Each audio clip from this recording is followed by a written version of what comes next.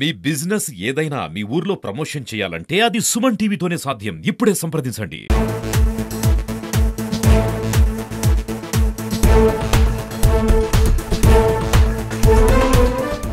నకిలీ పట్టాలకు Badvel care of అడ్రస్‌గా మారుతోంది. గతంలో వైసీపీ ప్రభుత్వంలో 2022 మే నెలలో నకిలీ పట్టాలకు తయారు చేస్తున్నారన్న నేపథ్యంలో అనేక మంది రెవెన్యూ సిబ్బందితో పాటు కొంతమంది ప్రైవేట్ వ్యక్తులను కూడా అప్పట్లో పోలీసులు అదుపులోకి తీసుకొని కేసు నమోదు చేశారు.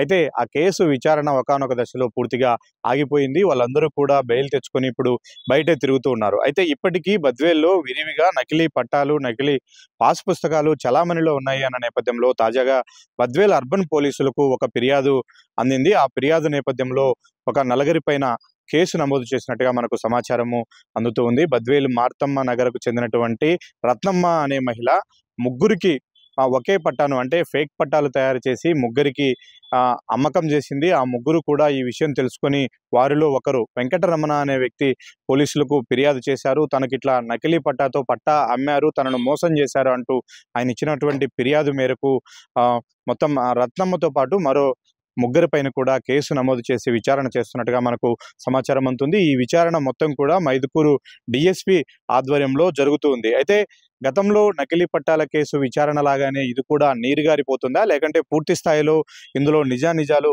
తేల్చే అవకాశాలు ఉన్నాయా అన్నది ఇప్పుడు బద్వేల్లో సర్వత్రా కూడా జరుగుతున్నటువంటి చర్చ. ఎందుకంటే ఎక్కడ చూసినా కూడా రియల్ ఎస్టేటే ముఖ్యంగా బద్వేల్లో ఉన్నటువంటి చాలా మందికి ప్రధాన ఆదాయ వనరు అయిన నేపథ్యంలో విరివిగా స్థలాల కొనుగోళ్లు అమ్మకాలు జరుగుతున్నాయి. అయితే ఇలా జరిగే ప్రయత్నంలో కోట్లాది రూపాయలు చేతులు మారుతున్న నేపథ్యంలో ఇవన్నీ కూడా ఫేక్ పట్టాలపైన ఆధారపడి ఇంత వ్యాపారం జరిగితే ఎవరైనా ఫేక్ పట్టాను గుర్తిస్తే తీవ్ర స్థాయిలో నష్టపోయే అవకాశాలు కనిపిస్తున్నాయి. అలాంటి బాధితులే ఈరోజు స్టేషన్కి వచ్చారు. ఫేక్ పట్టాతో తమకు భూమిని అమ్మారు అంటూ కూడా వాళ్ళు ఫిర్యాదు చేసిన పరిస్థితి. అయితే ఇప్పుడు గత 3 రోజుల నుంచి కూడా ఈ విచారణ సాగుతున్నట్టుగా మనకు సమాచారం అందుతున్నప్పటికీ పోలీసుల నుంచి మాత్రం ఎలాంటి విషయాలు కనీసం బయటికి రావడం లేదు. ఎవరు ఫిర్యాదు చేశారు, ఎవరి మీద ఫిర్యాదు చేశారు, అసలు ఆ ఫేక్ పట్టాలు ఎవరు తయారు చేశారు, ఎంతమందిని అదుపులోకి తీసుకున్నారన్న విషయాలు కూడా ఎక్కడ బయటికి రాకుండా గోప్యంగా విచారణ జరుపుతూ ఉన్నారు. ప్రతిరోజు కూడా రేపంటే రేపు ప్రెస్ మీట్ పెట్టి అన్ని వివరాలు వెల్లడిస్తామని పోలీసులు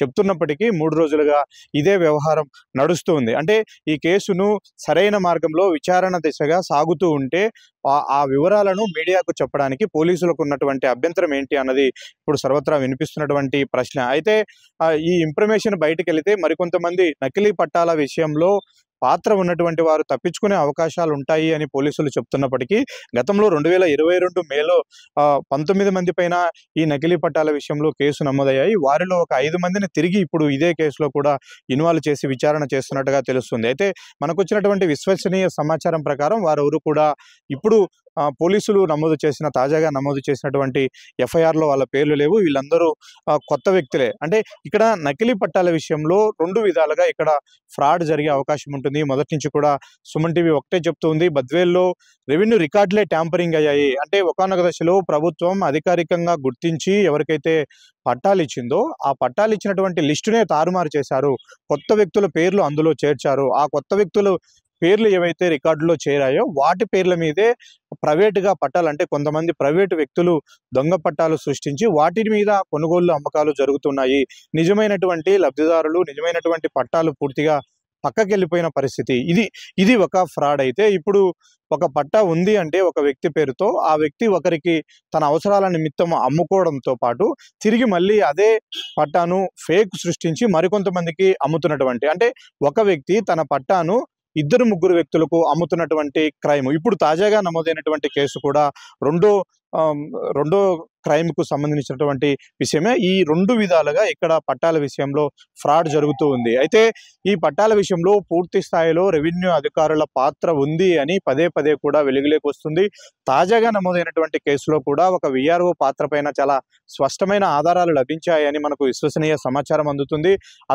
అతని ఇంటిపైన రైడ్ చేసినప్పుడు రెడ్ హ్యాండెడ్గా పోలీసులు కొన్ని దొంగ పట్టాలతో పాటు రెవెన్యూ అధికారుల సీళ్లను కూడా స్వాధీనం చేసుకున్నారు. దానిపైన పూర్తి స్థాయిలో విచారణ జరుగుతుంది. ఎన్నేళ్లుగా ఈ పట్టాలు తయారు చేస్తున్నారు, ఎంతమందికి అమ్మారు, ఇందులో ఏ వ్యక్తుల యొక్క పాత్ర ఉందనే దానిపైన కూడా ఆరా తీస్తున్నారు. గతంలో నమోదైనటువంటి నకిలీ పట్టాల కేసు నిందితులను కూడా మరోసారి అదుపులోకి తీసుకొని రహస్య విచారణ చేస్తున్న పరిస్థితి. అయితే గతంలో ఫేక్ పట్టాల కేసు నమోదైన నేపథ్యంలో పోలీసులపైన, రెవెన్యూ వారిపైన అనేక ఆరోపణలు వ్యక్తమయ్యాయి. ఎందుకంటే అప్పట్లో ఉన్నటువంటి వైసీపీ ప్రభుత్వంలో ఉన్నటువంటి కీలక నేతలే ఈ దొంగ పట్టాలను తయారు చేపించుకున్నారు అన్న నేపథ్యంలో కేసు విచారణ ముందుకెళ్తే వాళ్ళందరూ కూడా జైలుకి వెళ్లాల్సిన పరిస్థితులు వస్తాయి. కాబట్టి కావాలనే అప్పటి ప్రభుత్వ పెద్దల ఆదేశాలతోనే నకిలీ పట్టాల కేసును తొక్కిపెట్టారు అన్న ఒక ఆరోపణలు వినిపించాయి. దానికి తోడు పెద్ద ఎత్తున రెవెన్యూ వారిపైన కూడా చర్యలు తీసుకోవాల్సిన పరిస్థితి ఉంది. ఎందుకంటే రెవెన్యూ రికార్డులు ట్యాంపరింగ్ అవుతున్నాయంటే ఖచ్చితంగా ఆ మండలానికి సంబంధించినటువంటి రెవెన్యూ ఉన్నతాధికారులు దానికి బాధ్యత వహించాల్సి ఉంటుంది. అలాగని రెవెన్యూ అధికారులను బాధ్యులను చేయకుండా కేవలం ప్రైవేట్ వ్యక్తులే ఫేక్ పట్టాలను తయారు చేశారు, చలామణి చేస్తున్నారు అంటే గిన ఆ కేసు ఎట్టి పరిస్థితుల్లోనూ నిలవదు. కాబట్టి ఇటువైపు రాజకీయ నాయకులను, మరోవైపు రెవెన్యూ అధికారులను కాపాడే కోణంలోనే అప్పట్లో నమోదైనటువంటి కేసును నీరుగార్చారు అన్న ఆరోపణలు వినిపిస్తున్న నేపథ్యంలో తాజాగా అంటే ఒక ప్రైవేటు వ్యక్తి ఇచ్చినటువంటి కేసులో పోలీసులు ఇంత సీరియస్గా 4 రోజులుగా ఇంత రహస్యంగా విచారణ చేయాల్సినటువంటి ఇంట్రెస్ట్ ఇప్పుడు ఎందుకు కలిగింది అన్నది కూడా కొత్తగా వినిపిస్తున్నటువంటి ప్రశ్న. ఎందుకంటే గోపవరం మండలంలో రెవెన్యూ అధికారిగా ఉన్నటువంటి ఎంఆర్ఓకు ప్రతిరోజు కూడా ఫేక్ పట్టాలు నా దగ్గరికి అనేకం వస్తూ ఉంటాయి. వాటిల్లో కొన్ని టెక్నికల్ ఇష్యూస్ను మేము గమనించి వాటిని గుర్తిస్తూ ఉంటాము, వాళ్ళను తిట్టి పంపిస్తూ ఉంటాము అని సాక్షాత్తు గోపవరం ఎంఆర్ఓ చెప్పిన పరిస్థితుల్లో అంటే ఒక వ్యక్తి దొంగ పట్టా సృష్టించాడు అని రెవెన్యూ వాళ్ళకు తెలిసినప్పటికీ రిటర్న్గా అలాంటి వారిపైన ఎందుకు చర్యలు తీసుకోవడానికి రెవెన్యూ అధికారులు వెనకాడుతున్నారు అన్నది కూడా ప్రశ్న. అయితే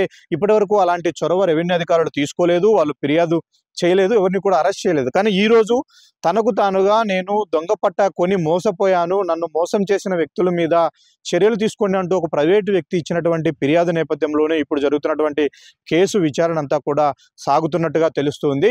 దీంట్లో తవ్వే కొద్దీ తీగ లాగే కొద్దీ డొంక కదులుతూ ఉంది. ఇంకా ఎంతమంది పేర్లు దీంట్లో చేర్చబోతూ ఉన్నారు? తాజాగా ప్రాథమికంగా నమోదైనటువంటి ఎఫ్ఐఆర్ ప్రామాణికంగానే కేసు ముందుకెళ్తుందా, లేకపోతే ఎఫ్ఐఆర్లో మరికొంతమందిని చేర్చే అవకాశాలు ఉంటాయా అన్నది కూడా చూడాలి. అయితే పోలీసులు ఈ విషయంలో వ్యవహరిస్తున్న తీరు కూడా కొంత వివాదాస్పదమవుతుంది, కొంత విమర్శలకు తావిస్తూ ఉంది. గతంలో నకిలీ పట్టాల కేసులో ఎవరి పేర్లైతే నిందితులుగా ఉన్నవారు వెల్లడించారో ఆ పేర్లలో ఉన్నటువంటి వారందరినీ కూడా ఫోన్లు చేసి పోలీసులు బెదిరించారు, వాళ్ళ నుంచి వసూళ్లు చేశారు అని గతంలో ఇక్కడ పోలీసు అధికారులుగా పనిచేసిన వారిపైన ఆరోపణలు వచ్చిన నేపథ్యంలో ఇప్పుడు ఈ కేసును కూడా తప్పుదారి పట్టించే ప్రయత్నాలు జరుగుతున్నాయన్న విమర్శలు కూడా వినిపిస్తున్నాయి. అయితే చూడాలి, మరో 2 రోజుల్లో అయినా ఖచ్చితంగా ఈ కేసుకు సంబంధించి పోలీసులు ప్రెస్ మీట్ పెట్టాల్సిన అవసరం ఉంది. ఎంతమంది నిందితులను అదుపులోకి తీసుకున్నారు, వారి పాత్ర ఎంతవరకు ఉంది, ఇందులో రెవెన్యూ అధికారుల ప్రమేయం ఎంతవరకు ఉంది అనేది కూడా అన్ని విషయాలు కూడా వెల్లడించాల్సిన అవకాశం ఉంది. లేదంటే వెల్లడించకుండానే దీన్ని కూడా బుట్టదాఖలు చేసి